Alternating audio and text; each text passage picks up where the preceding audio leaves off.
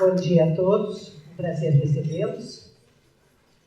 A primeira coisa a fazer é matar os advogados.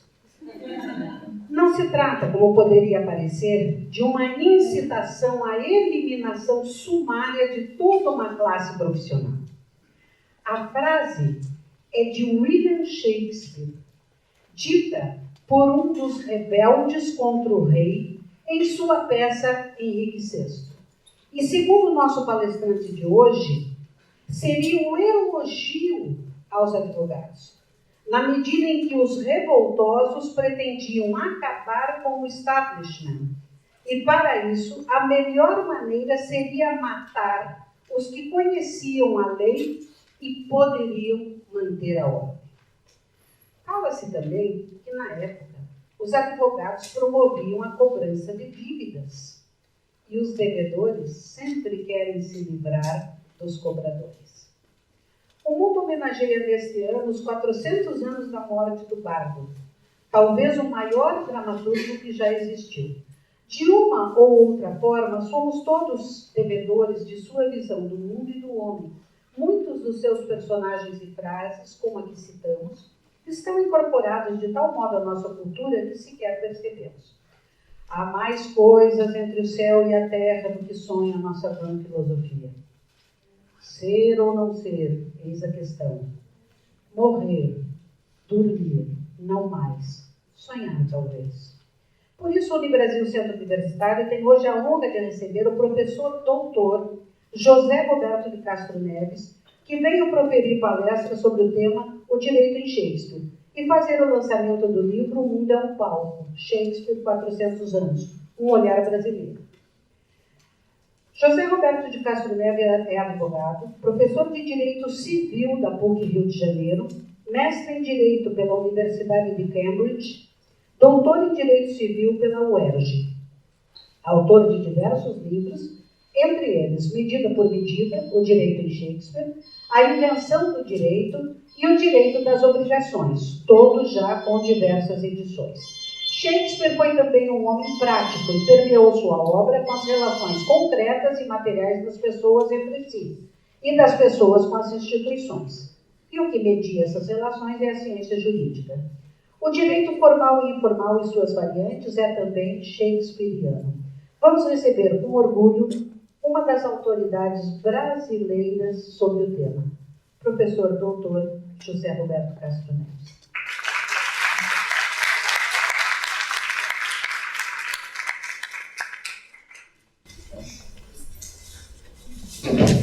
Bom dia a todos vocês. É um prazer enorme estar aqui. É um prazer enorme estar aqui em Curitiba, uma cidade que eu adoro. Eu sou carioca, eu vim para aqui com alguma frequência. E eu gosto muito de sempre estar aqui. E há pouco tempo o Casilo me convidou para falar lá no Centro Lindo que ele tem. Foi uma tarde muito agradável. Eu, Helena, que é uma grande amiga aqui em Curitiba. Então, eu estou em casa aqui. Eu queria, aliás, começar dando parabéns a vocês, parabéns à Wanda, a todos vocês, porque a universidade é linda. Eu nunca tinha vindo aqui. Limpa, agradável, bonita, essa entrada das árvores.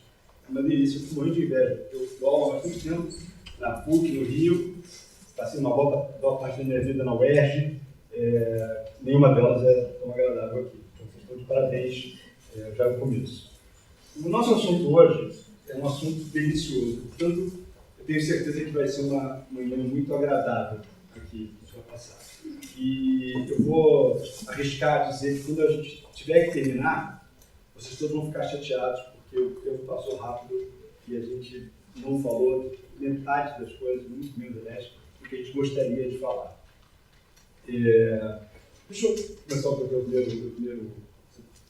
Eu queria, em um segundo, antes de a gente entrar no nosso tema mesmo, dizer por que o advogado deve ler. Na verdade, que todo mundo deve ler, que todas as pessoas devem ler, mas por que o advogado principalmente deve ler? E a primeira razão é pela alegria de falar com você mesmo. Porque quando a gente está lendo alguma coisa, a gente está trabalhando na nossa cabeça, conversando com a gente, e é um prazer conversar conosco. Né? Então esse é o primeiro aspecto. O segundo é porque quando você está advogando, quando você está tentando apresentar uma razão de alguém, um fato de outra pessoa, é muito importante saber se comunicar. Quantas vezes na vida os problemas existem por uma falta de comunicação? E às vezes a gente, como advogado, ou na nossa vida particular, percebe que o que existe naquela discussão é apenas uma falha de comunicação. E resolve aquilo. Olha, vocês estão falando a mesma coisa, deixa eu tentar aqui simplificar. Então, saber se comunicar é fundamental. E a literatura te dá ferramentas para isso. Né?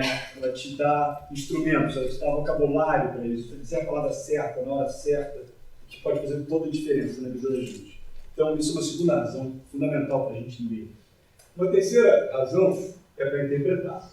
Né? Porque tudo que a gente lê pode ter diversos sentidos, pode ter mais de um sentido. O mais claro que a gente procure ser. E às vezes o sentido mais importante não é o óbvio. Às vezes o sentido mais importante é escondido. Então interpretar é fundamental. E como é que a gente faz esse exercício? É lindo. Na literatura que a gente vai fazer esse exercício. Né?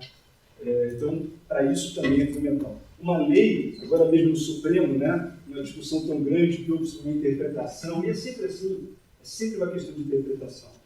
E a leitura te ajuda muito, é a maior ferramenta que você vai ter.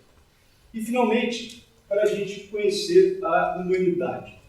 E aqui tem dois caminhos. Ou a gente vai ler história, e a história, né, sempre nos ensina tanto, né, o que já aconteceu, principalmente o que vai acontecer, em função do que a gente já viu, né, e também o romance, porque o romance explica um pouco a natureza humana mesmo, né, as dificuldades, raiva, ciúme, inveja, dor, desamor, tudo isso está na literatura. Então, tudo isso nos faz aprender muito. E no direito, as brigas, às vezes, entre grandes corporações, mas quando você vai puxando o fio, é a vaidade do diretor, é o medo de uma outra pessoa, é a inveja do cara. No fundo, é sempre uma questão humana que está em jogo. Então, isso também é fundamental. Então, a literatura é muito importante. Grandes advogados, todos eles, pelos que eu conheço ao menos, todos têm uma cultura grande, têm uma educação, uma humanidade enorme, porque leram bastante, porque se aprofundaram nisso e conseguem ser seres humanos melhores até, né? Mais felizes. Bom, esse é o primeiro ponto. O segundo ponto que eu queria falar com vocês, rapidamente, o que eu falei no Brasil, eu queria trazer com vocês, que é relevante, ainda mais no âmbito universitário, é uma diferença muito relevante entre escritura e informação. E uma diferença que hoje é relevantíssima na nossa vida. Informação são dados que nós temos com muita rapidez. E no mundo que a gente vive, enquanto eu estou falando aqui, muitos de vocês vão ter até que abrir o seu aparelho, né, o seu gadget, o seu celular, e vão receber um mundo de informações. Eu tenho 3 filhos adolescentes em casa que são absolutamente viciados nesse aparelho e ficam o tempo todo recebendo informação na televisão. Que informação? Informação é um dado que tem valor agora, mas daqui a 2 dias não terá nem valor. Quando foi o jogo ontem, se vai estar chovendo, se nasceu um urso panda na China, enfim, coisas dessa natureza. Se alguém pegou fogo, se uma pessoa morreu, se alguém foi assaltado, isso é informação. E nunca na história da civilização o homem foi tão informado. E os jovens hoje têm mais informação do que qualquer pessoa já teve na história. Informação. Mas isso não tem a ver com cultura. E cultura é uma coisa diferente de informação. Cultura é também um dado importante, só que ele vem carregado de valor. De valor. Ele vem informando, ou usando os nomes, ele vem trazendo essa carga valorativa. Então, o que é bom, o que é ruim, o que é feio, o que é bonito, o que é certo, o que é errado. Isso não vem na informação, mas isso vem na cultura. E a cultura é entregue de geração em geração. Uma palavra que é jurídica, né? Chama tradição, tradício. Vocês devem estudar no jurídico, entrega. Né? A tradição é exatamente a cultura sendo apresentada de geração em geração. E o que vem com essa cultura? vem desses valores. Então, a Bíblia claro, um mundo de cultura, né? Uma carga valorativa enorme. Torá, né? A mitologia grega, Hesíodo, Homero, né? Os dramaturgos, todos, Édipo, Sófocles, Eurípides, um mundo de informação, de cultura, né? Dante, muita cultura, Shakespeare, né? E aí, eu vou parar aqui, a gente pode continuar, mas Shakespeare é um maná, uma cornucópia de cultura. Porque nele, ali, estão aglutinados um montão de valores, um montão de dados relevantes para que a gente pense e que possa verificar, identificar o que é bom e o que é ruim. Uma coisa, de fato, educativa. Isso é muito importante, porque e esse vai ser o grande trincheira que essa geração vai passar para frente. Será que a gente vai conseguir transmitir para a próxima geração essa cultura ocidental, essa cultura que foi gerada durante muito tempo? Porque a forma de você obter cultura, até pouco tempo atrás, pouco tempo mesmo, era o avô que contou para o pai e contou para o filho.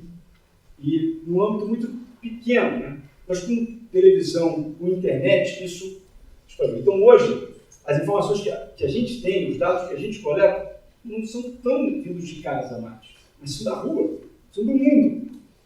E esse mundo, ele está trazendo essa carga valorativa.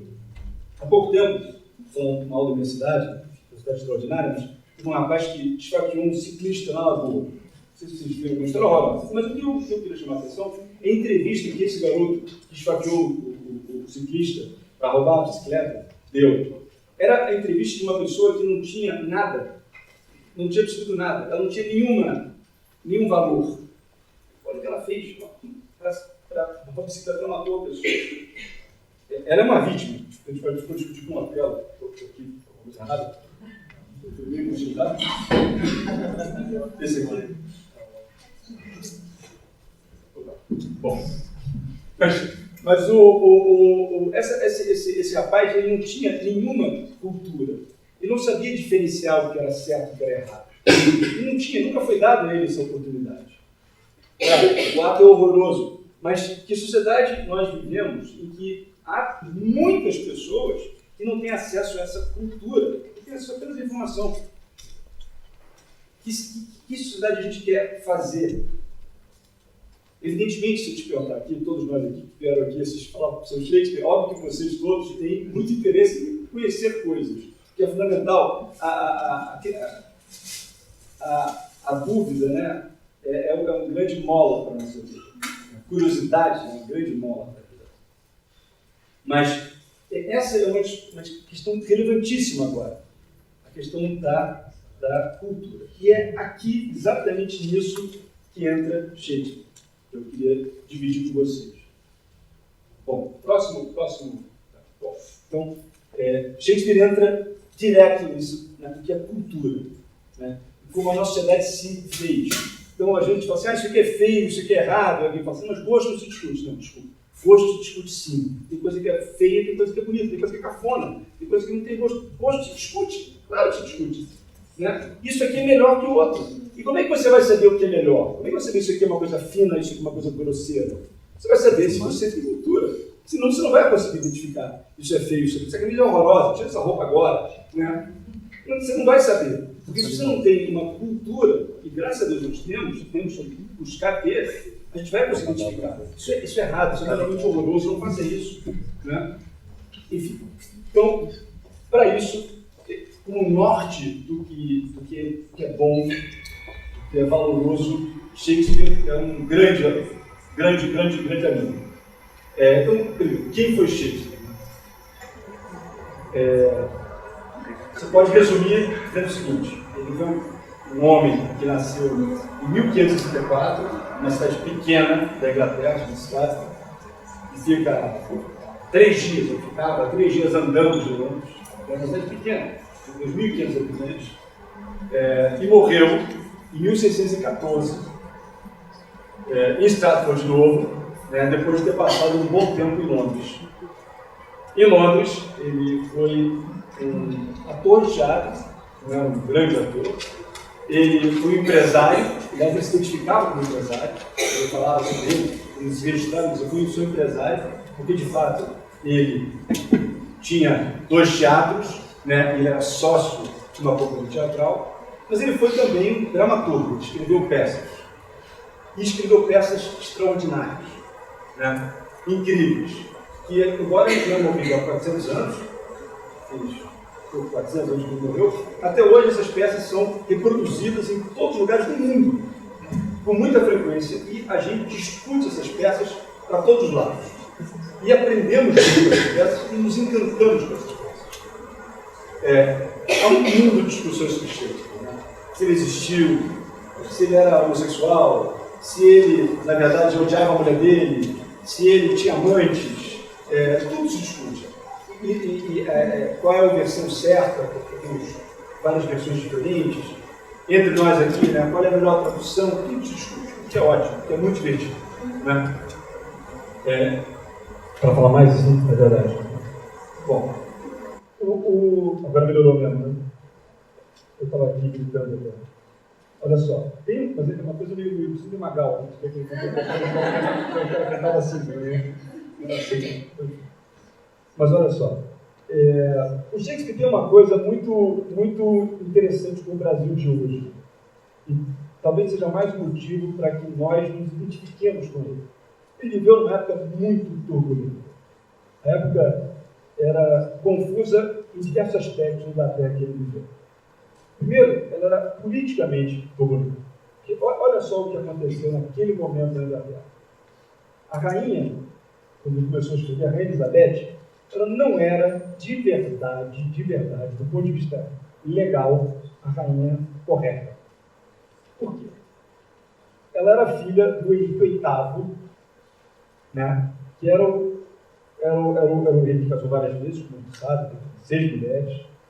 E a primeira mulher dele era a Catarina de Aragão, que era a filha dos reis espanhóis, né, Fernando e Isabel.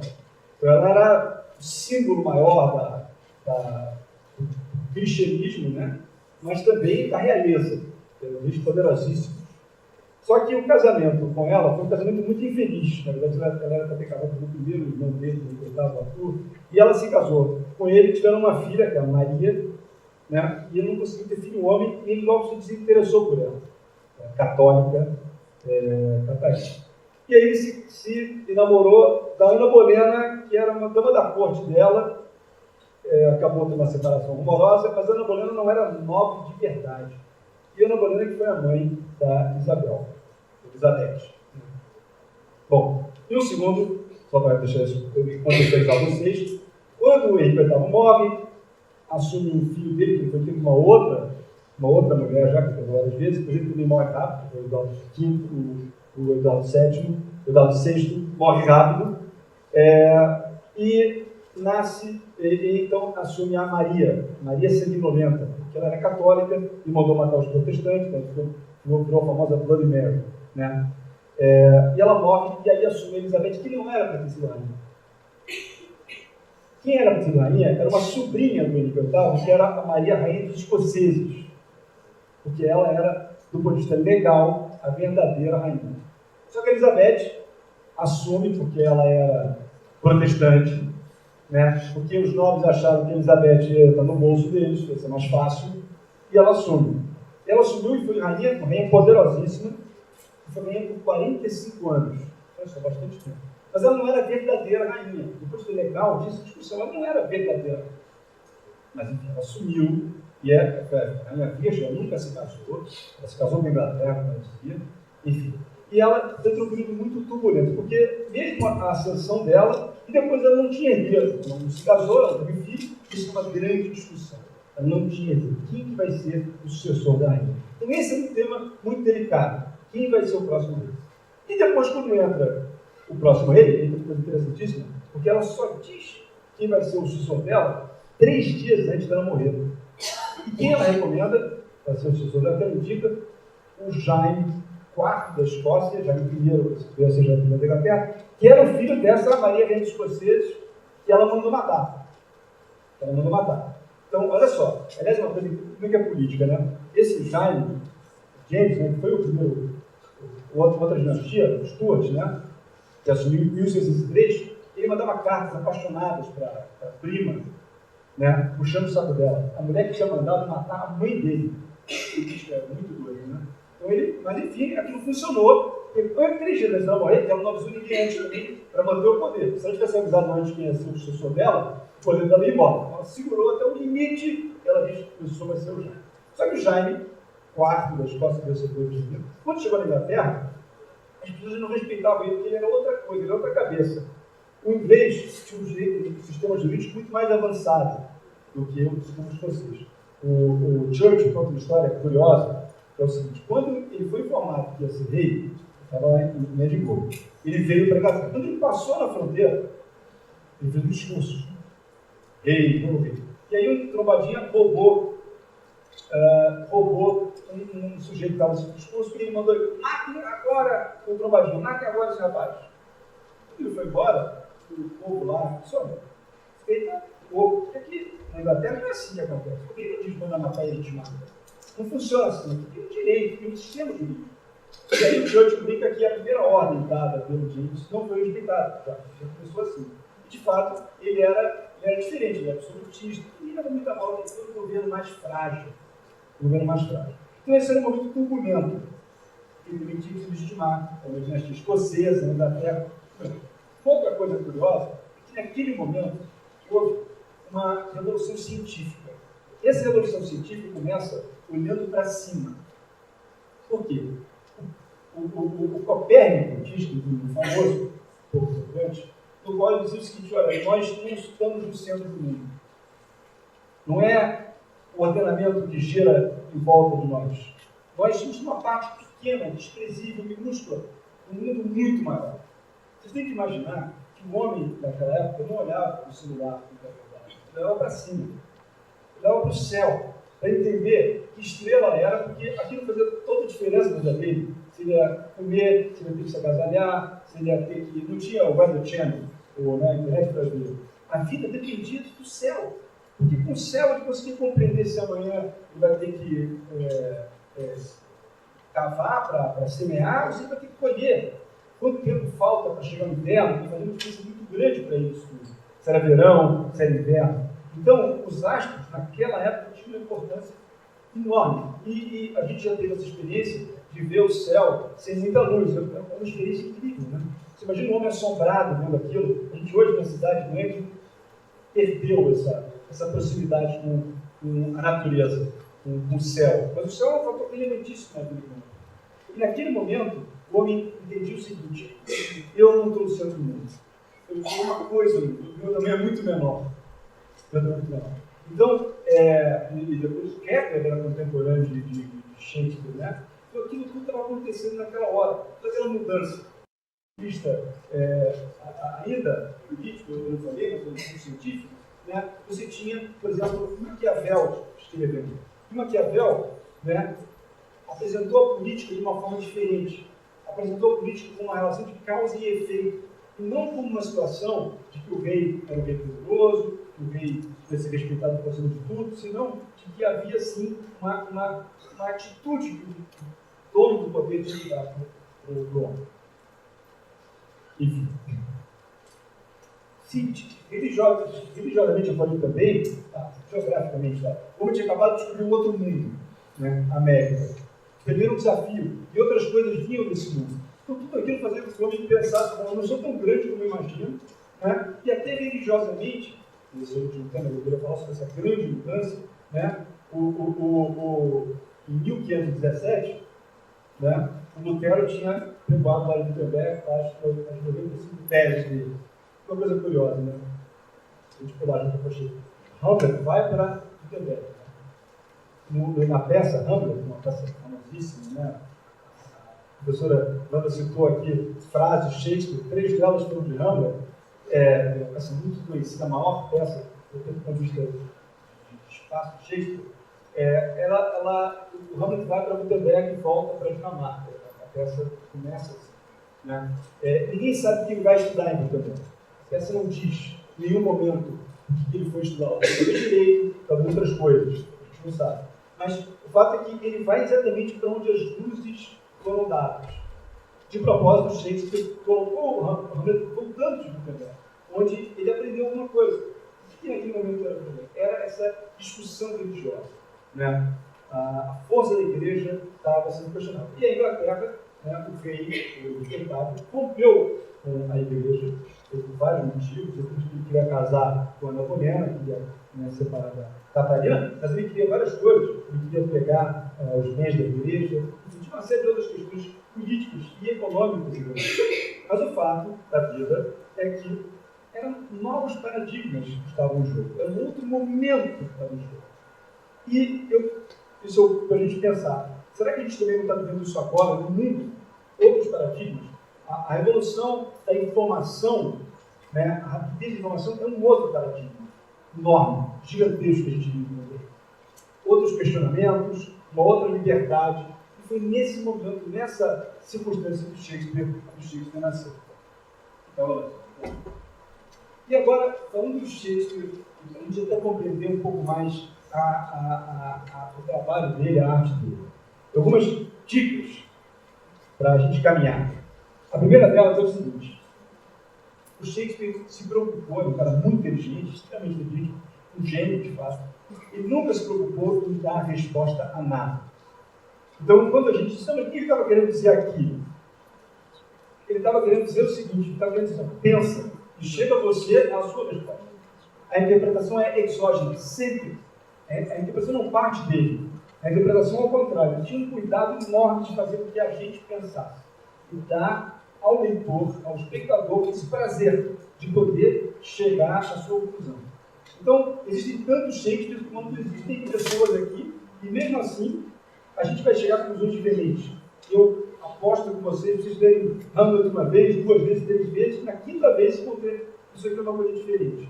Mas, aliás, isso não é tão incomum no direito, porque muitas vezes a gente lê um artigo várias vezes, pela 20ª vez, consegue compreender uma coisa que a gente não tinha visto antes.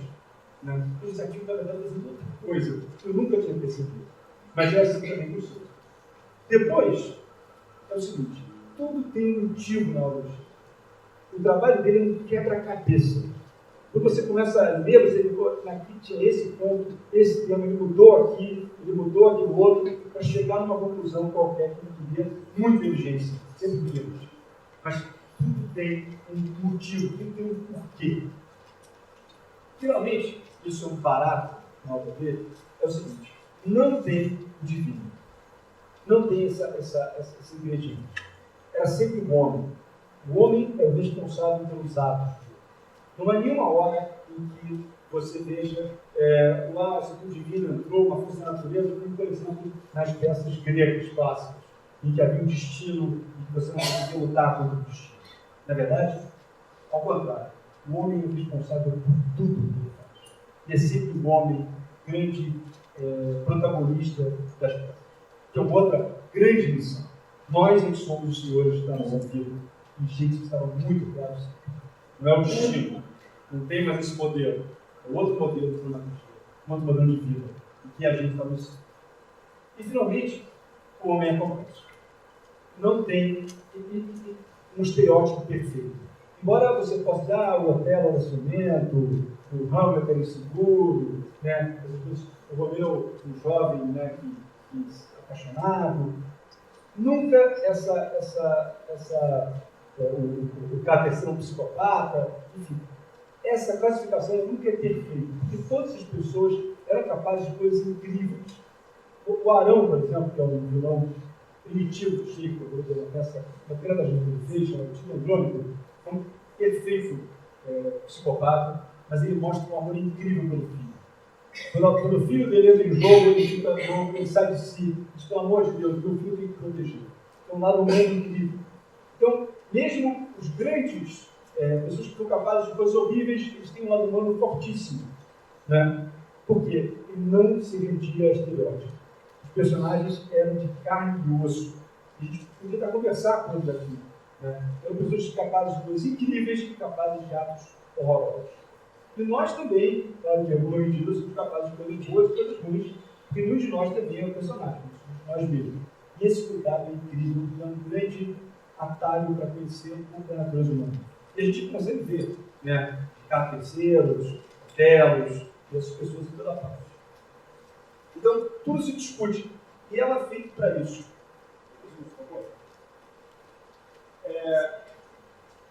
Quando você... Isso é uma simplificação, evidentemente, mas só para a gente compreender bem.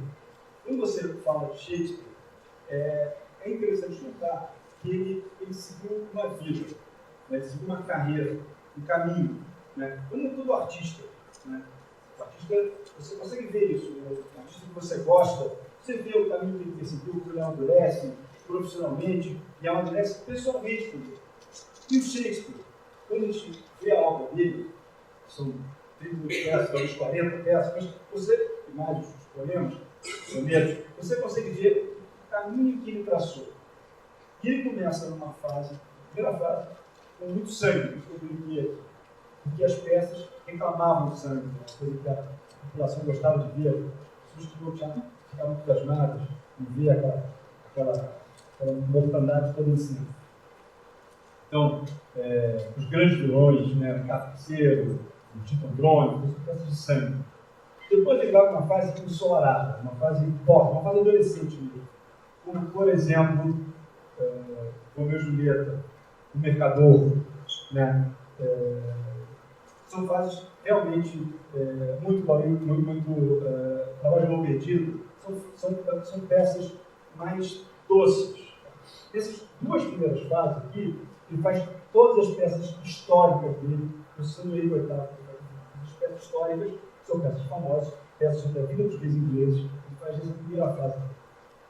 Depois, de 1599, ele muda de fase. Ele vai para uma fase mais sombria, uma fase mais amarga. E a fase das grandes tragédias, começam com o Júlio César, mas depois você faz Hamlet, Otelo, faz Lia, faz Marta, são peças também sobre o mundo se dissolvendo. Grandes questões, né? As peças tristes, peças amargas. Inclusive as peças chamadas peças problema. São peças que você não sabe bem se você ri, se você chora. Né? No final, você não sabe se você aplaude ou se você vai para casa pensativo. São peças diferentes. Tudo em pandemia, na medida da medida. E no final da vida dele, um artista que teve uma consciência incrível do trabalho dele, ele escreve peças que fazem as pazes com a humanidade. E que o perdão é o grande tema, como por exemplo, o Noite de Inverno, e claro, a última peça que ele faz sozinho, que é Sempre Cristão. Então, quando você vê uma obra de Shakespeare, é interessante você compreender em que momento ele está na carreira dele e o que ele estava pensando naquela época. De novo, a gente faz isso com o ator, com o artista, com o músico, porque quanto mais a gente conhece da vida dele, mais a gente se aproxima dele, a gente ganha intimidade com ele. A peça fica mais divertida, né? A gente compreende mais. Então, o Shakespeare tem esses momentos aqui, e a gente vai falar um pouco de cada um deles, rapidamente hoje. Bom, então, vamos falar aqui agora, de verdade, sobre o nosso filme. Eu queria também, ainda contextualizando vocês, explicar o seguinte: o que as pessoas faziam em Londres no 1500 e muito? Qual era a diversão da turma em Londres? O que eles faziam? Só para Londres era uma cidade que tinha 250 mil pessoas. Era uma soma. Era muita gente, 250 mil pessoas, naquela época. Tá? Uma das maiores cidades do mundo. E as pessoas naquela cidade faziam para se divertir. Né? Elas iam ver luta de osso com cachorro. Um grande MMA de hoje, né? Mais ou menos isso. Então, pegava o osso, jogava muitos cachorros em cima do osso, e o osso ficava brigando e todo mundo morrendo no final, e isso se divertindo. São grandes rivais. Segunda coisa que eles faziam, eles iam ao teatro. Eles iam muito ao teatro. Em Londres, naquela época, havia vários teatros. Tá? E começou um pouco naquela época. A Rainha Elizabeth, no fundo, permitiu um pouco abrir teatro. Começou a abrir teatro um atrás do outro. O artista era visto muito preconceito. Você não podia ser artista livre, senão você era preso. Para você ser artista, você precisava ter uma autorização de algum obra, ou mestre, para ter algumas mecenas. Mas, enfim, você era uma outra grande diversão. Para vocês terem uma ideia, o teatro de Shakespeare, novo, né, que ele fez mesmo, cabiam 2.500 pessoas. Assistiam apresentações todos os dias, mesmo domingo. Todos os dias. A notícia dele é que eles viviam razoavelmente cheios. Ele era um único teatro. Então, 2.500 pessoas era 1% da população de Londres. Estava no teatro todo dia. Enfim, tinham várias peças passando. Né? Tinham outros teatros. Então, era uma coisa que as pessoas iam para os. E, finalmente, uma terceira atração muito popular era ver os julgamentos.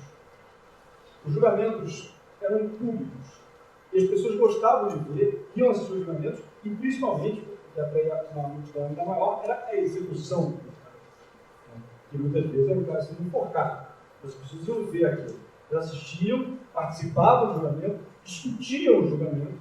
Então, assim como nós estamos vendo hoje o Cunha lá ser examinado no Congresso, com muita atenção, 2 vezes o julgamento do Supremo, que hoje não dizia nada, as pessoas naquela época faziam o mesmo. Bom, o Shakespeare, como a gente sabe, estava no teatro. Mas os julgamentos públicos eram discutidos. Muitas peças que o Shakespeare tratou traziam questões que tinham sido julgadas porque as pessoas conheciam. Um número enorme.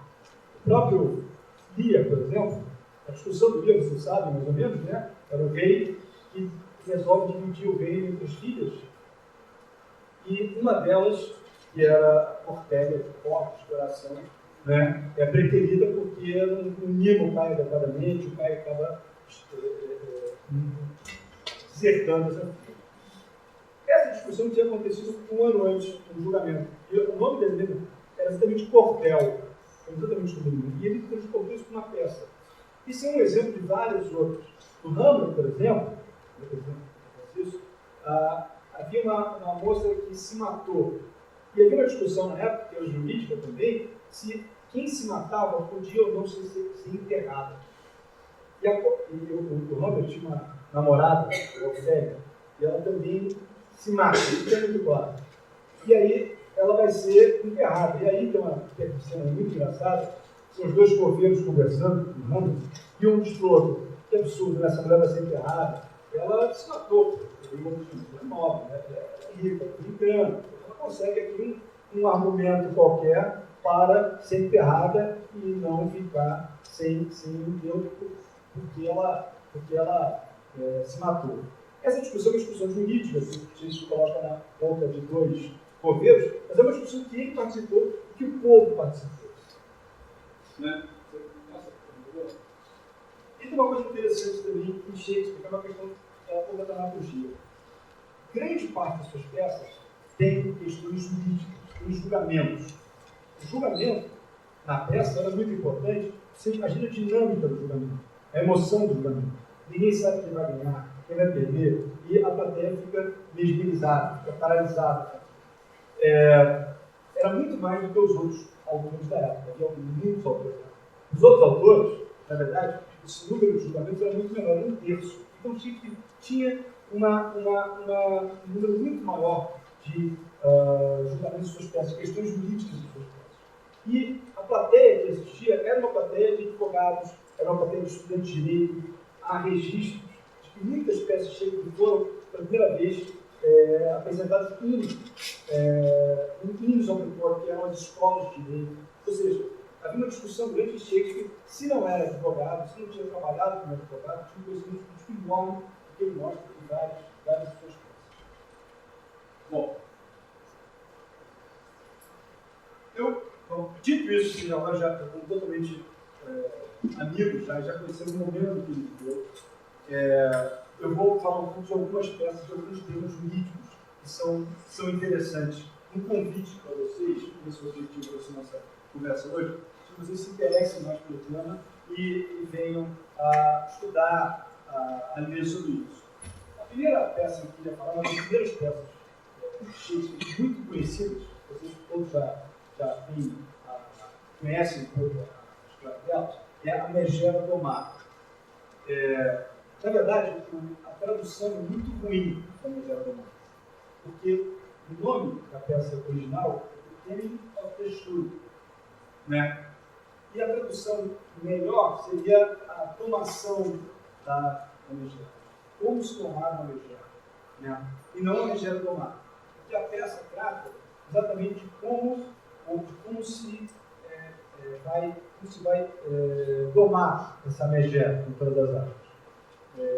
A história do II, vocês conhecem também, são duas irmãs, a Catarina e da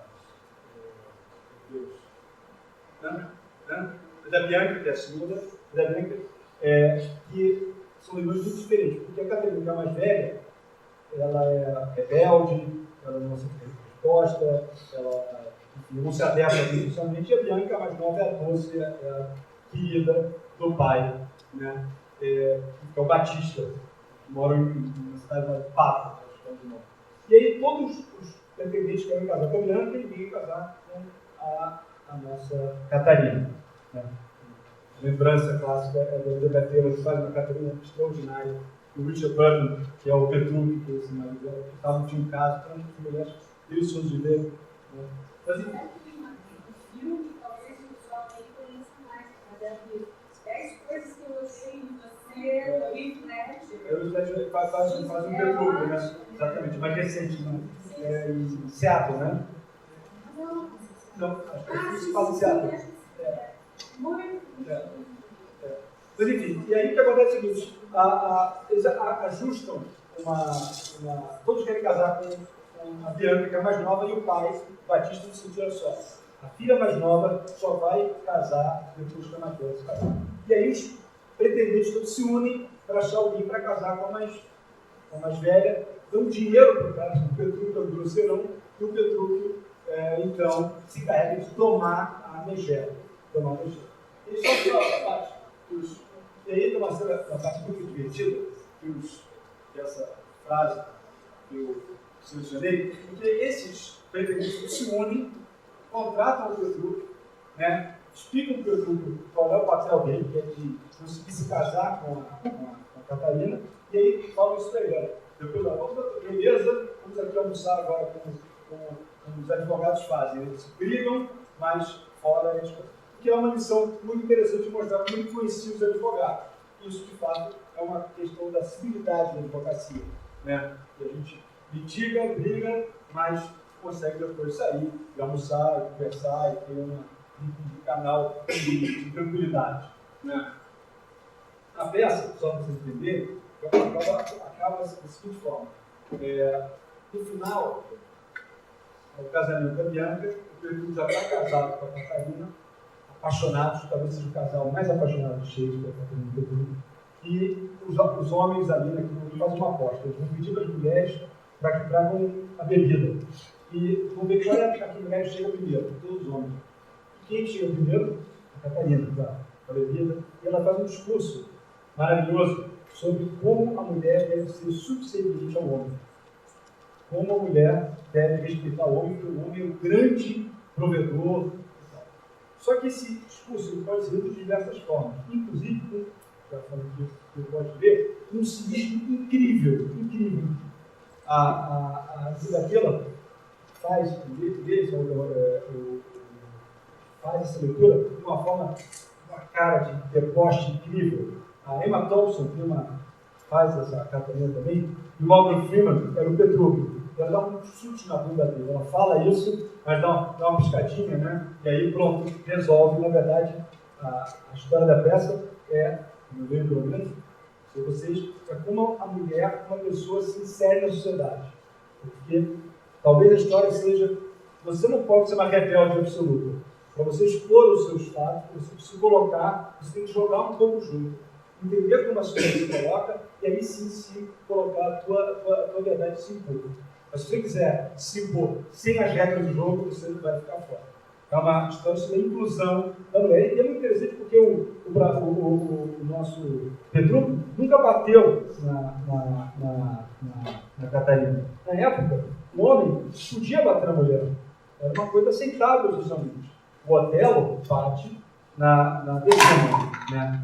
Bate o nosso Petrúquio jamais encostou um dedo sequer na Catarina, mas teve esse determinado prejuízo. Eu vou falar da nossa aqui, a professora Paula já falou um pouco rapidamente. que é o Henrique VI, uma peça que tem 3 partes. Vou falar da segunda parte, que foi uma discussão grande, se Shakespeare fez todas as partes, qual é a contribuição dele, e uma peça também do começo do Shakespeare. Tá? E a parte famosa, que é uma piada pronta com o advogado, é essa frase do açougueiro, do Dick, que está no meio da bagunça, que ele fala: a primeira coisa que vamos fazer é matar os advogados. E por que ele fala isso? E essa frase tem livros sobre isso, e, de novo, sempre é piada pronta, você matou os advogados, é cheio e tal, mas, de novo, ela tem que ser lida no contexto, essa frase. A professora Wanda já adiantou aqui, mas uma leitura é de que Shakespeare estava elogiando os advogados. Muito. O líder da Revolução, o Jack Cade, ele diz: eu vou ser a voz do parlamento. Eu quero ser o nome da história. Eu quero mandar. E esse açougueiro, o comparsa deles, diz: então eu vou matar os advogados. Por quê? Porque sem os advogados, você não tem ninguém que entenda a lei, que possa proteger a lei. O objetivo é, de fato, matar os advogados para poder se apoderar do sistema. Os advogados, nessa leitura, seriam os grandes guardiões do ordenamento jurídico. Muito bem. Uma outra leitura é essa. Os advogados são cobradores de imposto. Eu prefiro a primeira, acho que faz mais sentido. Né? Mas, de novo, Shakespeare entendia então os advogados como os guardiões da lei, que é uma bela visão. Adiante. Ainda nessa linha, seguindo essa linha de peças históricas, o Shakespeare faz essa peça de 1595, uma peça que tem um enorme valor hoje em dia. E com essa história toda do impeachment, foi a peça que mais se discutiu no cânon shakespeariano, porque ela, de fato, tem muito a ver com o que a gente está vivendo hoje. O Shakespeare, como eu disse a vocês, escreveu 10 peças históricas, talvez 11, 10 peças históricas, tá? Das quais 9 foram essas 2 primeiras fases da vida. Ricardo II está numa segunda trilogia, na segunda parte, uma peça toda em verso, lindíssima, e ela trata de um tema relevantíssimo. Tá? Então é o seguinte, faça por favor. Uma discussão sobre competência ou legitimidade. Eu vou contar, a história é muito interessante. O Ricardo II era o rei legítimo, o rei ungido. E ele achava que ele era o rei ungido e achava que ele estava acima do rei do mal de fato. E ele tinha os apanivados, tinha os amigos, ele usava muito mal o dinheiro, ele tinha problemas fiscais, ele fazia as suas pedaladas. E ele tinha muitos problemas, mas ele veio ungido e dizia: mas eu sou o rei. Eu sou o rei. Ele tinha um primo, chamado Bolingbroke. Ele era o primo dele. Esse primo dele era o talhado para ser rei, porque ele era muito mais, ele empolgava mais, tinha decisões mais diretas. Ricardo II, um cara absolutamente humano, né? Tinha dificuldade, a gente se identifica muito com o Ricardo. E o Henrique, o Bolingbroke, né? O Bolingbroke era valoroso, era admirado, era querido do povo, e o Ricardo sacava isso.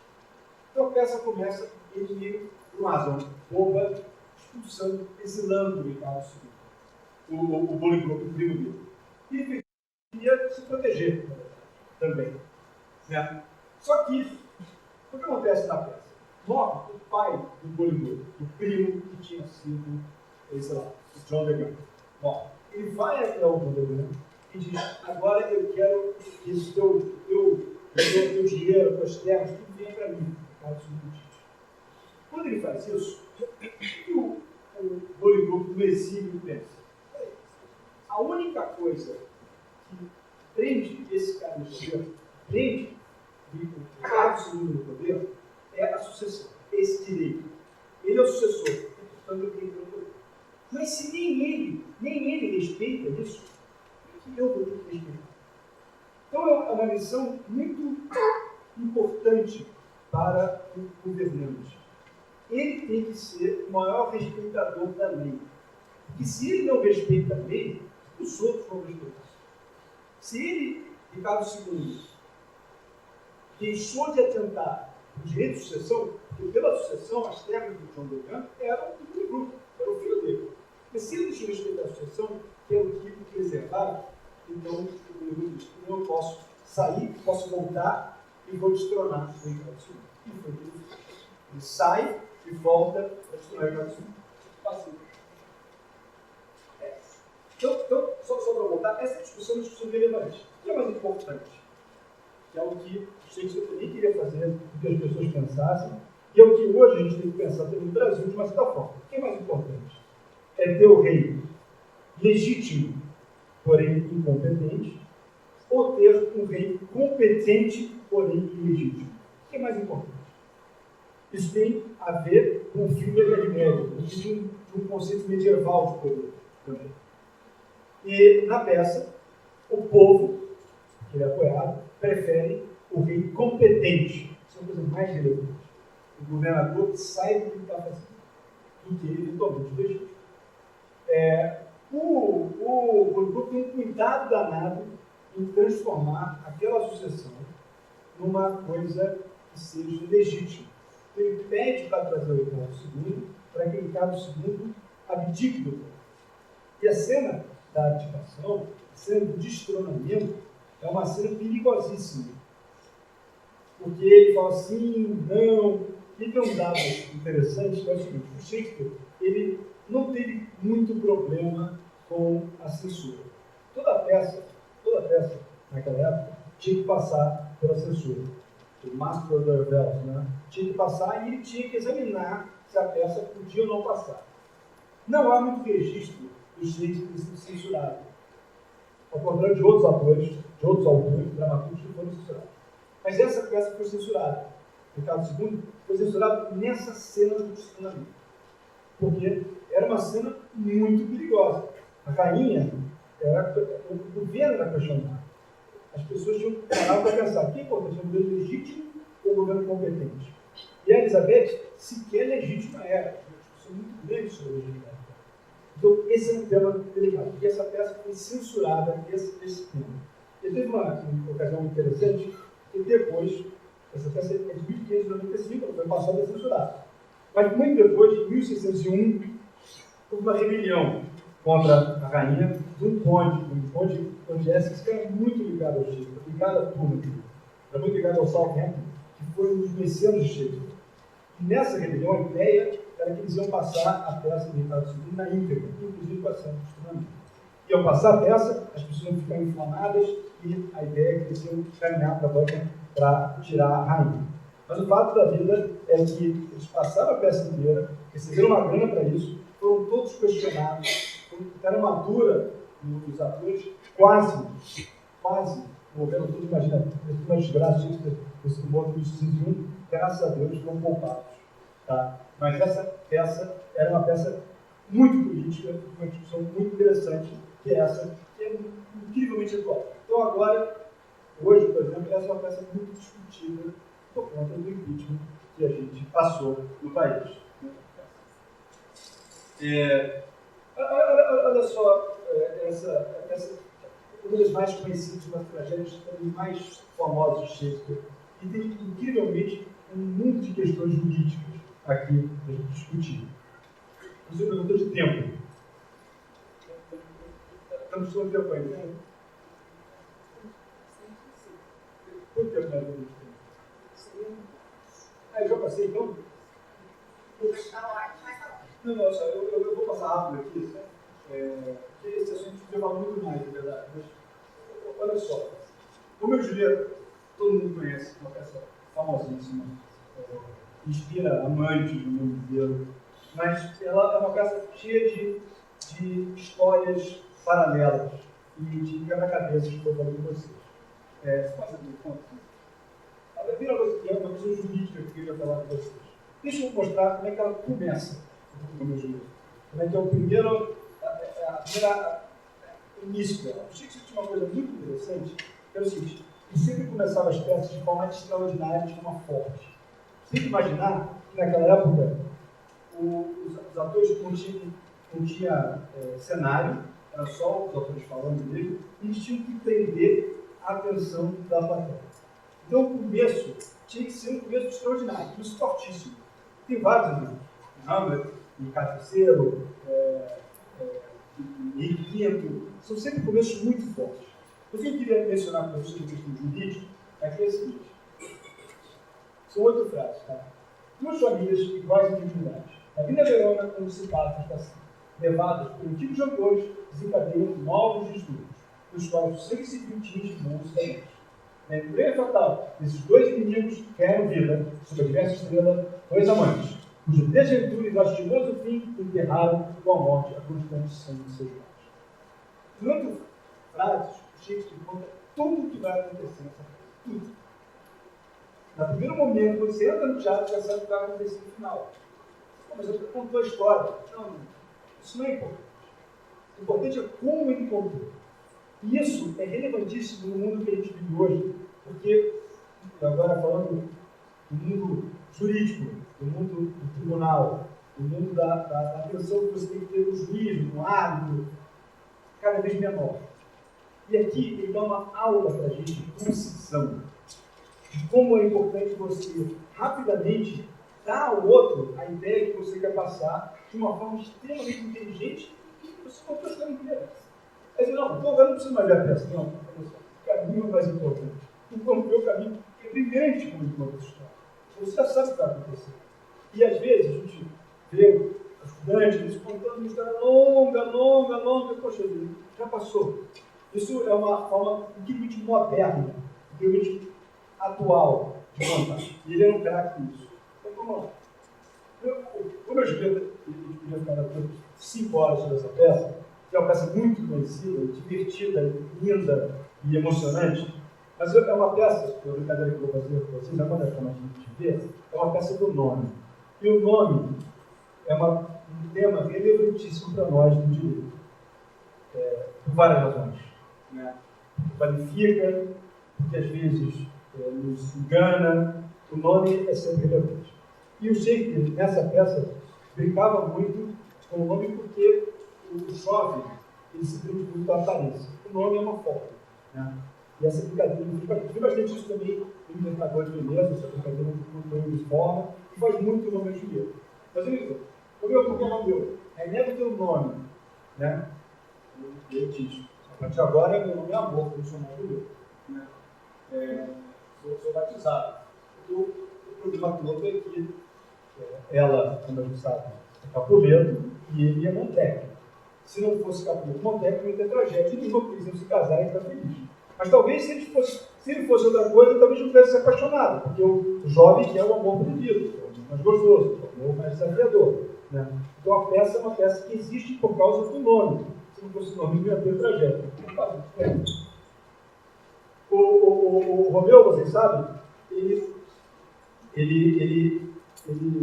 essa peça tem um Estado. Né? O Estado aparece nessa peça 3 vezes. No começo, as famílias estão brigando. E olha só que interessante o que o Chico está dizendo, olha só. Ele está falando da rainha ainda. Porque ele diz, ó, os York, os Lancashire estão brigando. Eles precisam de uma outra família, que é o Tudor, para dar aula. Né? Então ele diz, o príncipe, né, Fernando diz, olha, vamos acabar com essa brincadeira aqui. Acabou com a hora, acabou com essa bagunça. Nessa de dois brigando, briga civil, né? Seguinte, a próxima vez que tiver briga, eu vou punir com a morte. Então ele dá a regra. O Estado aparece, o Alboja para dar preceito e sanção. Né? Se vocês ganharem de novo, eu vou mandar matar. Aí, Julieta conhece o Romeu, se apaixonam, se casam, enfim, mas o Romeu acaba matando um parente de Julieta, e aí vem o Estado de novo. O segundo Estado aparece e diz: você descobriu a regra, a sanção. Só que ele dá um twist nessa sanção.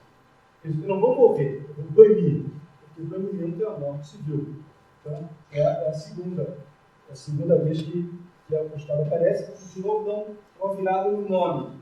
Ele diz: eu não vou matar o Romeu, mas eu vou banir o Romeu. A morte, o banimento, é uma palavra para a morte. E o Romeu, apaixonado, não existe vida fora do Julieta de Verona, cara, apaixonado pela Julieta, ela precisa sair da Julieta.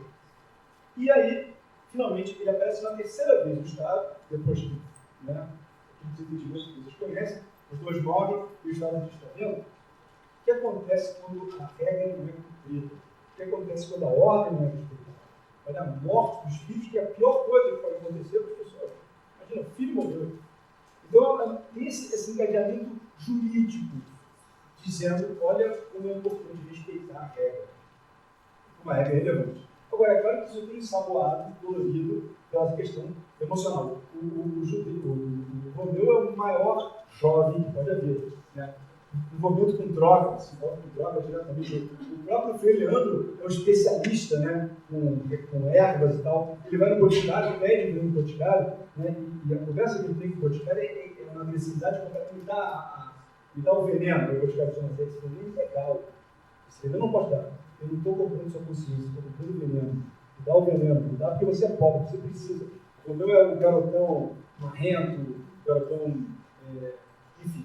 E é até engraçado porque ele se apaixona pela Julieta numa festa de máscaras, né? E quando você coloca a máscara, você perde a sua identidade, você perde o seu nome, você se perde. Né? Para depois se apaixonar por ela. Então, vamos ver aqui. Temos a tragédia do nome. Porque Monteco Capuleto, que é o outro, Morte do Vento, O Meu Amor, Rosa, parece uma frase famosa, What's the name? Né? Por acaso a Rosa teria, né, o que era o nome, por acaso a Rosa teria um jeito diferente, se não fosse esse nome, o nome não é importante. E é também, de novo, uma brincadeira, provocação para a juventude, que se preocupa muito com o que vê, né? E devia se preocupar mais com o conteúdo. É o que vai repetir de uma outra forma, também inteligente no mercado. Né? Bom, eu estou com um problema que é o seguinte, eu não sei como a gente faz aqui. Só para vocês entenderem, eu tinha uma hora de Júlio César ainda, Otelo que me pediu, Tudo Bem que eu Determina e o Ponto de Inverno. Mas acho que não vai dar tempo. Imagina isso pudesse acontecer. Mas talvez as perguntas entrem em alguma espécie. Tá bom. Só falar de Júlio César, que são 2 minutos, que é uma peça que é muito jurídica também. Júlio César, que é uma peça que faz em 1589, é uma peça que ele tem uma maturidade, uma brincadeira, cruza o Rubicão, essa peça. É uma peça em que o confronto é totalmente jurídico. É uma peça que tem muito a ver com a vida agora. É uma peça política, uma aula de política. E o que acontece é o seguinte, o César é o querido. O César é o adorado. Todo mundo adora César, ele é o grande cara.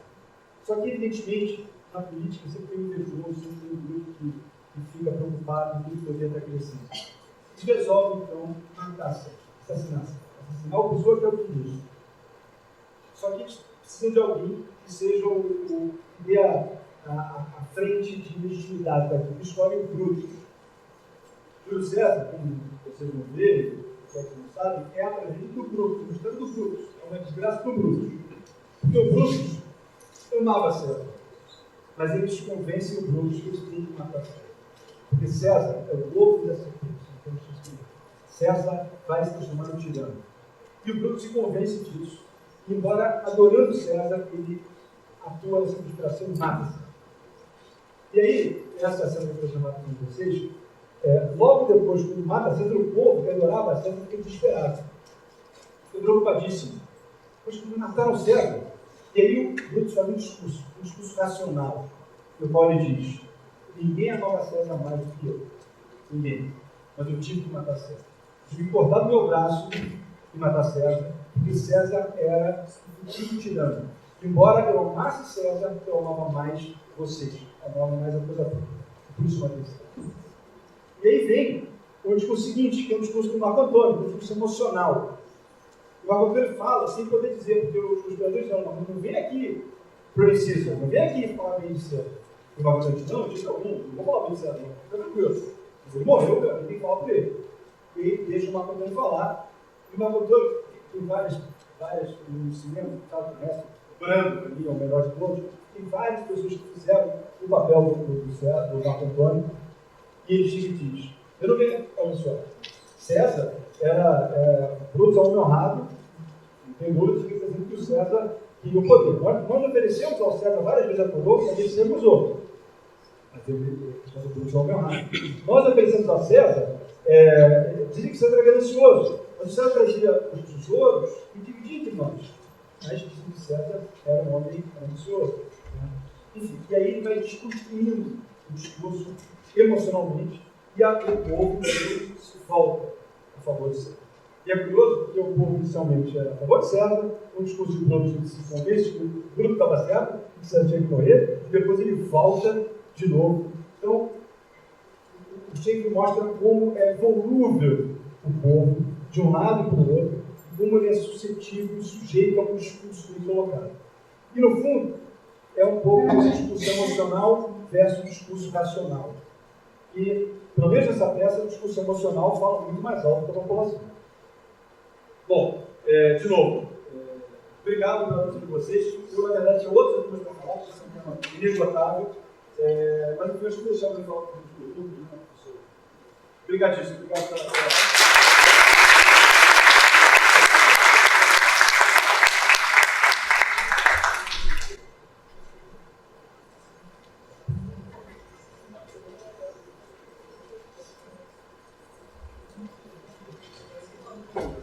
Nós temos aqui algumas perguntas que foram selecionadas. Foram feitas várias perguntas ao professor José Roberto. Nós selecionamos as questões mais relacionadas com o direito, professor. São várias. Depois o professor dá uma olhadinha, se eventualmente tiver um e-mail, aí o ouvinte se comunica com o senhor. Primeira pergunta aqui, então. Uma estudante do curso de Direito, Roberta, ela disse o seguinte: Pórcia, de Mercador de Veneza, seria o melhor advogado, mais habilidoso personagem criado por Shakespeare? Ou existe personagem advogado mais completo do que esse?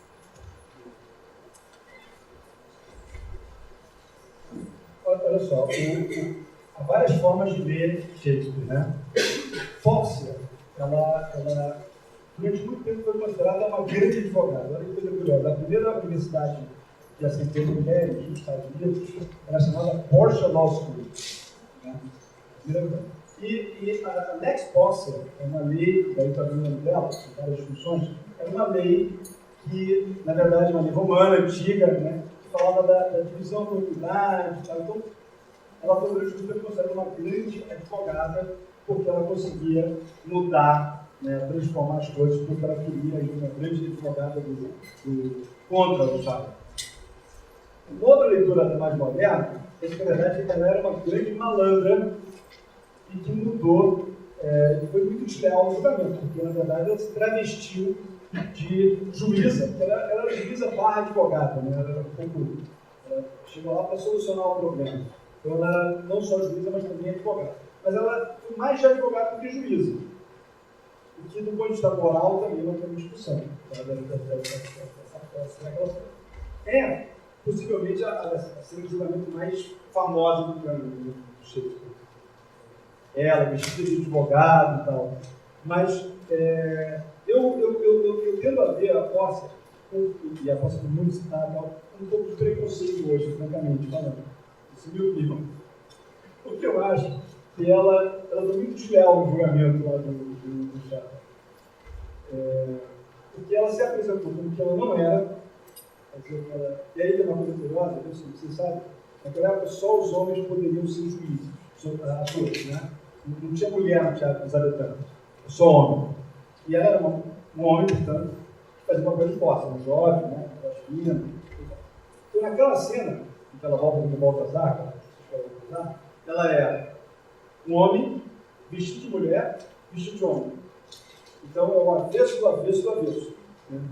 Ela, na verdade, é uma forma de dizer o que é justiça. Na verdade, ela não era nada. E ela chega lá e ainda mente, dizendo que ela era uma pessoa que ela não era, engana todo mundo, engana o próprio Estado, né? E ela é amicíssima de uma das partes. Então eu não consigo ver isso com isenção. Eu acho que o papel dela é um papel horroroso nesse ponto. E ela era a grande mãe ali, a Pórcia, ela peças, você sabe, são 3 peças aglutinadas, né? 3 histórias que o Shakespeare colocou numa só. A história da Ona, a história do Anel e a história da Ilha de Carpo. E na história da urna, que é uma história famosa, você se lembra como é que ela vai casar, né? Então, o pai, você está sendo muito jurídico, muito econômico, muito comercial. O pai, pelo testamento, aposta, disse: olha só, você vai escolher o teu marido com base num concurso. Então, ele tem que vir aqui, ver o monte que você mora, e escolher 3 urnas: uma de ouro, uma de prata e uma de chumbo. E o que escolher a coisa certa, casa com você. E quando vi vários pretendentes, a posse super preconceituosa, né? Todos os alunos gostam, Taj Mahal é muito desesperada, o alemão que é bêbado, o francês que é afetado, enfim, eu não gosto nenhum deles. E quando chega o Bassani, obrigado, o Bassani, ela fica apaixonada pelo Bassani, cara. Então começa a burlar, não escolhe agora, mas aí, quando o Bassani vai falar, ela começa a cantarolar uma música que rima com o chumbo, para dar pista para o cara. Então ela burla até isso, ela fica louca, ela pensa que é absurdo isso, né? Eu tenho que casar com quem meu pai mandou casar com o testamento. É absurdo isso, que desce. Que escândalo. E burla, inclusive, o testamento do pai, porque ela escolhe o marido dela. Então, a posse é uma grande malandrinha, espertíssima, tanto que mudaram o nome essa releitura fez com que mudasse. E você sabe que quando a primeira ministra da Suprema Corte Americana, Lloyd Day O'Connor, né, extraordinária, foi para a corte, ela foi recebida como Porsche vem para a Suprema Corte. E ela não achou engraçado isso não, porque ela já tinha uma leitura já da posse, peraí, a posse é difícil saber. Então é uma visão de advogado, por um lado, muito interessante, que realmente é muito esperta, mas, como falei, não. Mas o argumento jurídico dela, que ela usa no tribunal, não valeria? O argumento dela é o seguinte. Mas olha só, esse argumento eu acho que não valeria, porque ele é um argumento que, como lembro, né, o contrato que o Charles faz com o Antônio que se o Antônio não conseguir pagar a dívida, ele tem que entregar como calção uma libra de carne no lugar onde o Charles escolheu. E aí, no final, a posse diz: peraí, você pode tirar, mas não pode tomar gota de sangue. Um argumento do direito contratual muito restritivo da legislação. Só isso aqui, nada mais do que a libra de carne. Se eu não gota de sangue só, você está violando. Esse argumento é muito falho juridicamente, porque, veja, é óbvio que está implícito que a libra de sangue é essa lei. É impossível ser para fora. Todo contrato tem que ser lido de uma forma que tenha alguma utilidade, tenha um uso prático, senão não faz sentido algum. Então, a leitura é uma leitura muito restritiva, ela é estupidamente restritiva. Ela não tem lógica nenhuma. Mas, por ser literal, ela faz sentido. Uma discussão sobre literalidade da coisa. Por puxá-la por outra vez, tem uma questão de abuso de direito. Porque, no fundo, ele tinha direito a ter aquilo, mas ele tinha uma vantagem. Como o contrato era de dinheiro, e o Bassani, quando chega lá, diz: tá bem, eu dou um triplo até dos ditados que ele prestou. Ele não aceita, já nunca mais. Porque naquele momento, o Shiloh já está numa outra geração. Né? Isso é incrível, ele só aparece em quatro cenas da peça. E rouba a figura do Shiloh, que é tão safado. Quando ela chega, isso é uma frase conhecida, quando ela chega na peça, ela diz: meu Deus, você está inteirado do que está acontecendo? Estou. Mas e quem é o judeu e quem é o mercador? Que é uma mentira, porque o judeu naquela época vivia com a garagem vermelha, tu não sabia de cara que é o judeu. Então ele quer dar ao ar que ela é isenta, que ela sabia muito bem quem era. Quem é o judeu e quem é o mercador? Tipo, vocês estão perdidos aqui na rua. Né? Pô, pelo amor de Deus, posso. É óbvio que você sabe quem é o judeu e quem é o mercador. Você não fica entendendo aqui. Tem uma leitura, que é uma outra leitura dessa mesma frase, que não. Eles realmente eram irmãos. Eles eram concorrentes do comercial. E o Charlotte falou, porque ele cobrava sem juros. Tanto que, curiosamente, essa cobrança, o empréstimo que ele faz ao Antônio, é um empréstimo sem juros. Sem juros. Você não tem juros, não. E ele, o Antônio fala: empréstimo comigo. parece um cão, não quero tua amizade, não. Mas depois ele vem, quando ele não tem, Paul Scheinberg. E aí tem a grande cena, que eu acho que define um pouco da história toda, que ele fala assim, por acaso, você está tendo um cão, por acaso não tem meus olhos igual você, não tem uma boca, não tem uma vida, não sou igual a você, que eu acho que é o argumento definitivo de uma discussão enorme que existe sobre essa sensibilidade.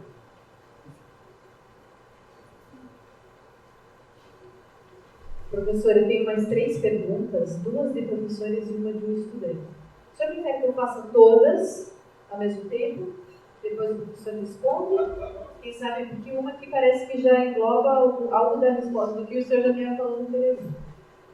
Uma pergunta, a primeira pergunta seria da professora Célia Arnes, e é a seguinte. Como você vê a justiça em O Mercador de Veneza, principalmente tendo em vista o final da peça, quando nos perguntamos quem é o judeu, quem é o cristão? A segunda pergunta da professora Liana Leão, que diz o seguinte. E o direito divino dos reis na época vigorava? Elizabeth era absolutista? E o parlamento funcionava? E a terceira pergunta do nosso estudante Joel Pereira, ele questiona o seguinte: qual livro posso ler para entender nossos líderes e sua influência na forma de agir e pensar do seu povo, compreendendo nossa atual sociedade? Numa tentativa de compreender a nossa atual sociedade.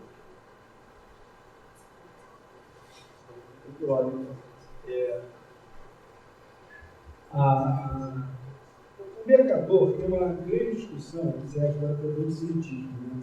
O Bruno começa dizendo é uma peça muito antissemita. Um judeu, do Adolf Shakespeare, a peça foi passada no Testament, uma noite, de botar no rádio o Mercador de Veneza. Só que, de botar no Mercador, em 2 anos censurados. 2 passagens censurados. O Oxfam foi a noite que eles, uma noite de proteção do nazista, e ainda, em que eles quebraram as lojas dos judeus, enfim, começou uma política de fato, a partir daí, uma política de fato de repressão dos judeus. Escolas diferentes, restrições. Era uma noite de quebrar as lojas e tal. Nessa noite, a rádio alemã passou no Mercador de Veneza. E aí, esse é um argumento, não, tá vendo? O Mercador de Veneza é uma peça nazista, peça antissemita. Só que ela passou com duas relevantíssimas censuras. Uma é que a filha do Charles, Jéssica, ela se casa com um cristão. Eles tiraram isso dessa parte, que mostra uma inclusão. Né? Judia como cristão, Charles como cristão. E a segunda, que eu acho que é a mais relevante, essa passagem que eu vi, no qual o Charles diz ao autor, por acaso não tem 2 braços, por acaso não tem 2 olhos, por acaso eu sou diferente de você. E no fundo, o Shakespeare está dizendo, olha, somos todos iguais, somos todos absolutamente iguais. Não tem essa diferença. Eu vou passar aqui um trecho, de Tudo Bem Tudo Bem Termina, que no tempo, mas a rainha, a condessa, Deus não fala para a Helena, se a gente misturar, mas o rei fala, se a gente misturar todo o nosso sangue, ninguém consegue ver a diferença. E essa é a opinião do Shakespeare, claramente. Uma coisa antipreconceituosa, total. Artista, livre, ele não era um cara que tinha um preconceito. Mas ele queria que as pessoas conversassem sobre isso. Né? Então é importante na peça que tivesse esses temas, que tivesse essas coisas em aberto. De novo, como eu falei, ele não dava resposta. Então você pode interpretar como uma peça antissemita. Pode. O judeu, o Charles, na hora, realmente foi muito rigoroso. Não tem o dinheiro. Olha só. Não era um argentado. Se tem a carne, porque ficou louco com o Tom. Né? Ficou, na verdade, com o mundo. A filha dele vai embora, a filha dele gasta dinheiro dele, ele não teve esse dissolve. Então ele estava com o mundo, não era só com o Tom. Então ele não quer o dinheiro, até é interessante, ele não cobra juros, ele não quer o dinheiro, ele quer a carne, ele quer desgraçar o cara. Então eu não acho que é uma peça antissemita por isso. Eu acho que ele admite várias leituras, vai estar no internet. Na minha avaliação, é uma peça contrária. Ele está sendo que todos têm suas dificuldades. O autor é um personagem complicadíssimo também, né? Certamente o personagem homossexual eu acho mais forte. O Shakespeare é apaixonado pelo Bassanio. O Bassanio começa dizendo para ele: todo o meu dinheiro eu gastei em festa, mas eu tinha um dinheirinho, não te empresto. Não de nada. Eu sou muito responsável. Enfim, é uma peça comercial. No final, a decisão do tribunal é uma decisão injusta, claro, mas é uma decisão legal, dentro da lei. E a peça, depois do jurídico, tem essa discussão. Sumiu, né? Máximo de direito, máximo de justiça. Vamos ter um tempo. Certo? Ao Shakespeare, exatamente, é o Conselho da Justiça, que foi algo sentido. Estamos desejando um juízo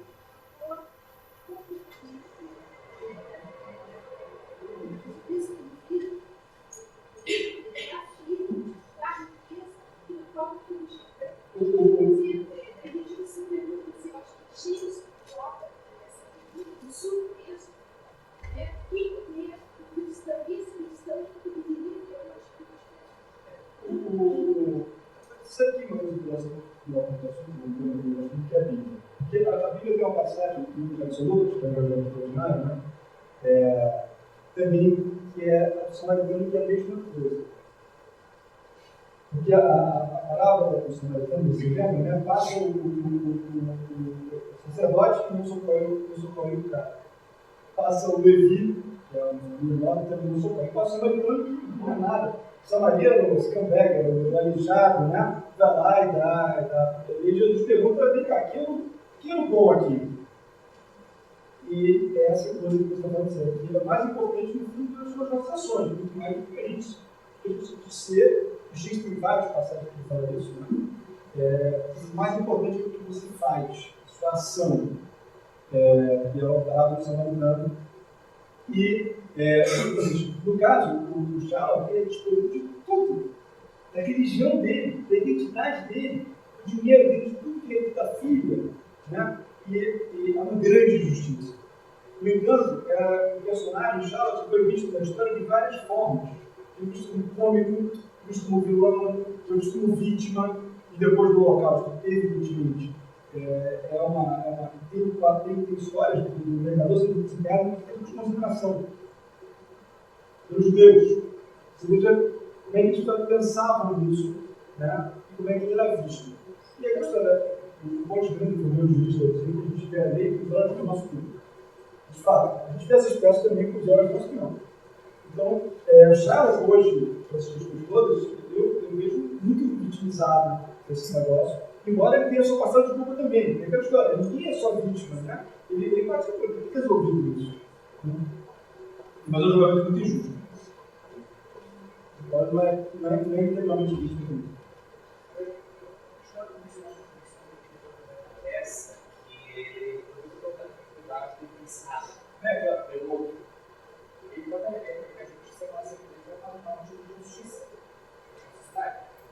Mas sabe uma coisa? Tem uma leitura moderna de Shakespeare dos personagens muito ligada à psicologia, outra forma de ler, né?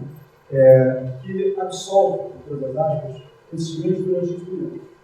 O Ricardo III, por exemplo, era, como você sabe, né, deficiente, mal formado, foi desprezado pela mãe, enfim. Então, reabilita também psicologicamente, sabe? É uma vítima, na verdade. O Arão, título do era negro, nacionais brancos, e, portanto, ele era também utilizado por causa. O Edgar, o Edmundo, era afastado, era colocado de lado, e, portanto, ele se rebelava. No fundo, o Charles é o ídolo. Esses vilões todos, ele é o único vilão da carreira que tem uma peculiaridade, é o Iago. Embora, né? Eu o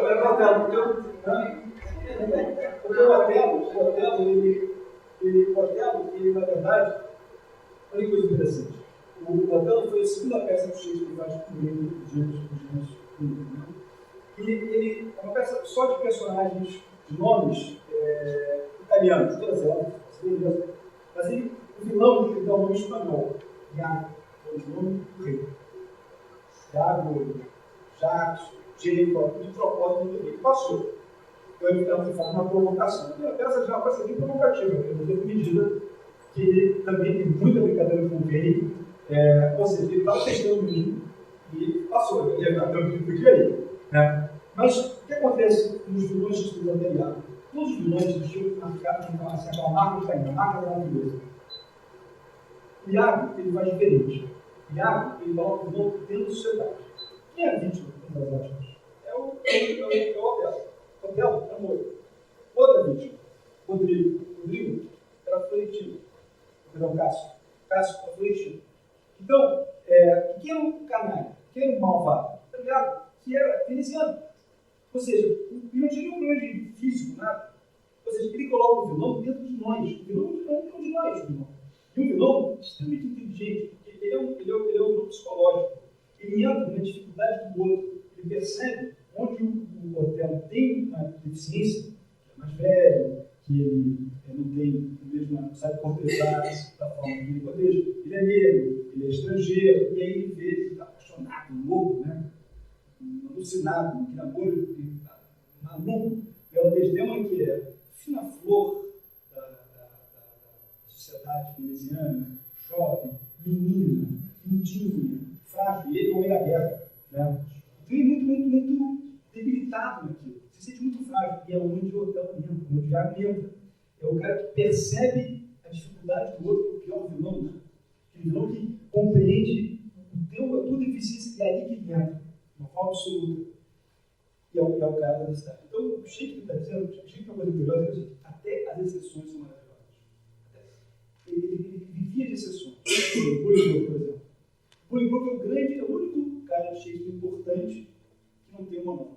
Porque toda cânone do cara tem uma mão. O Bolingbroke, o Ricardo não dá uma mão. No final da Isabela Medina Medina, o Duque perguntou para ela: vamos casar? Silêncio, Isabela. O que faz aquele silêncio? O que faz isso? Toda peça de Shakespeare tem um plot principal e subplot. E o subplot é diferente quando contrapõe o primeiro. A única peça que não é assim, Lear. O plot do Gloucester, o Edmundo Edgar, é igual ao plot principal. O enredo. As exceções são fundamentais para você compreender a peça como um todo. Então, qual é a exceção do nosso Otelo? Iago é um de nós. O demônio está aqui. Não está fora. Eu, ao contrário, a vítima são dos estrangeiros. Então, é uma outra visão, é uma virada em termos de vilão que ele faz. Uma virada interessantíssima em termos de vilão. Depois o Edmundo volta a ser o bastardo. Então, até as exceções, a gente falou, as exceções são refletidas. E é um barato que você tem que quebrar coisas com milhões de peças, que nunca está pronto, você vai fazer juntar especial, essa peça aqui, e tem que ver ela como um todo. Todas as perguntas, né? Alguém está dando um livro, né? Meu Deus do céu, que coisa difícil, né? Essa pergunta realmente, parece que tem tanto livro interessante para ler, um só. Poxa vida. Você que falou, agora a gente lembrou que tradução. Ó, começa com Numbers, pô. Numbers. Não sei. É muito interessante, né?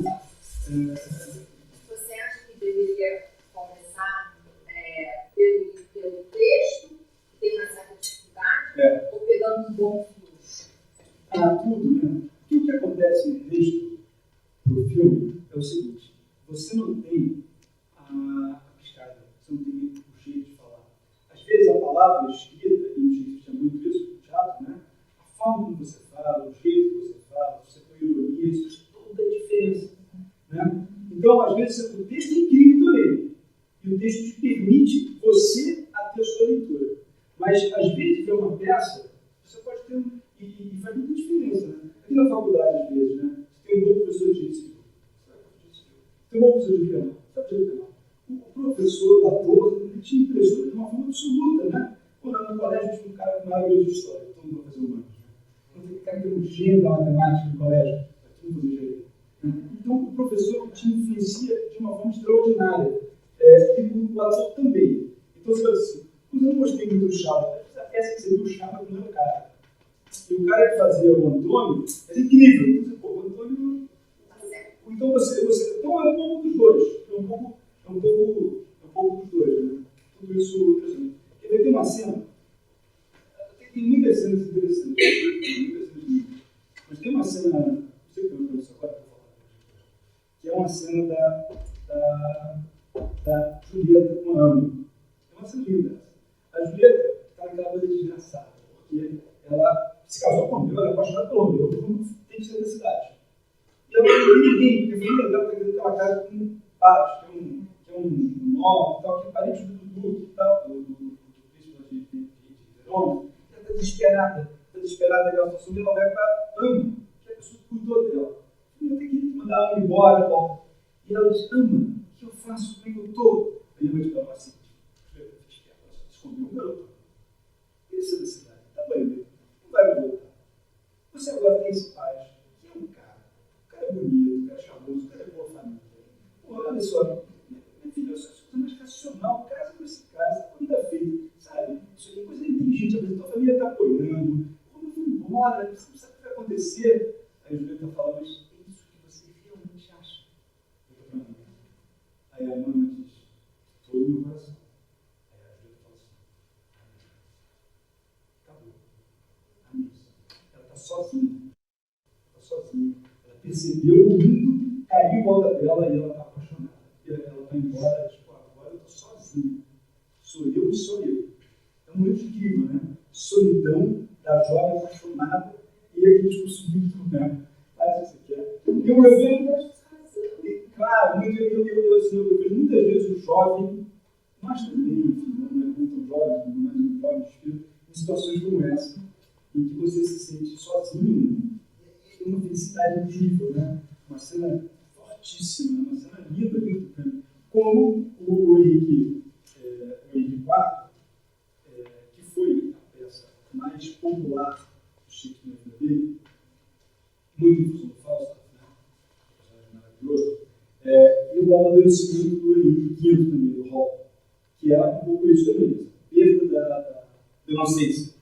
E o Hall também tem isso no Falstaff. Quando ele vira rei, o Falstaff chega e diz: agora sou rei, eu vou arrebentar, né? Você é rei e tal. E o Henrique V repete o Falstaff: agora é o seguinte, eu sou rei. Eu não tenho mais a família, lá tem muito, nós temos amigo.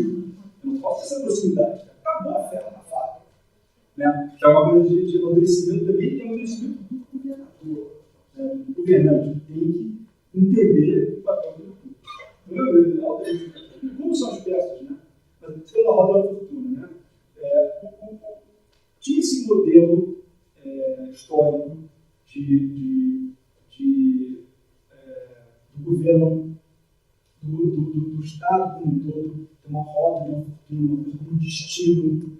Isso não tem um conceito. E as peças seguiam esse protocolo, né? Seguiam esse modelo. Eu acho que vocês quebram isso. Quando ele diz: olha, não é o teu destino, é você que vai fazer a tua parte. É o rei que tem que saber diferenciar as coisas. Agora, do outro lado também, fazia uma propaganda enorme do governo. Né? Todas as peças históricas, na verdade, elas têm um enredo comum. Elas vão, historicamente, desde a desgraça do Ricardo II, que é a primeira, historicamente falando, que é essa quebra, até o final, até o Ricardo III, que é a desgraça completa. Historicamente, né? Ricardo III porque aquela tudo que acontece, aquele problema todo que vai acontecer, das guerras das rosas, dos jogos brancos e tal, acabam na peça com a chegada do tudo. Né? Que é a chegada da dinastia da rainha. O avô dela, o Henrique VII, que é o Richmond, que vence o Ricardo III em Louvre, que é a batalha lá que acaba o York, foi o último rei da briga. Enfim, então ele quer acabar com isso, ele quer essa coisa da causa e efeito, que é uma coisa maquiavélica, uma coisa do Maquiavel. Maquiavel tratava o político como causa e efeito. Aliás, o Shakespeare precisa 3 vezes Maquiavel. Né? 2 vezes coloca na boca do próprio Ricardo III, para exatamente mostrar que conhecia o Maquiavel.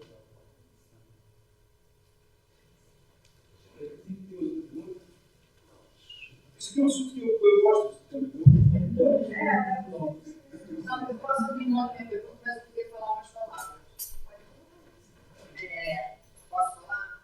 Então, é o seguinte, eu queria dizer o seguinte, que eu sou, como a professora Célia Arnes aqui, especialista em Shakespeare, e que é muito difícil você encontrar numa outra área, como direito, ou economia, ou o que seja, ou mesmo psicologia, uma pessoa que consiga dominar como você domina. Não, eu fico impressionada, porque as pessoas, quando vão falar do Shakespeare, como é um assunto muito complexo, que envolve a história da Inglaterra, envolve a visão de mundo do Shakespeare, a visão de mundo medieval, quem não é especialista, escorrega. E o que me impressiona muito em vocês, não é mais fácil. é que você realmente domina, não uma peça, mas um cânone, até o Henrique VI, parte 1, 2, 3, que muito pouca gente leu. Então, isso me emociona. O preconceito um pouco aí. Então, eu queria agradecer a você muito você partilhar o conhecimento e de coração ou de cérebro. Isso não é um elogio vazio.